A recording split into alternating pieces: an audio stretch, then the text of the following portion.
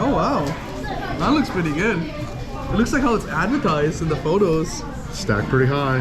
There you go. This is the first time I've seen a McDonald's burger that actually looks something similar to the advertisements. Yeah, the cheese is hanging out just like that poster outside.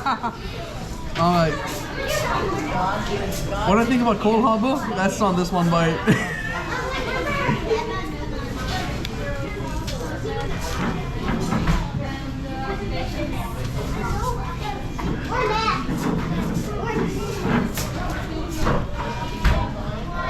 Interesting. It's much softer than I expected. Yeah, it's got the same crunch as the nuggets when they're cold. I'm not sure.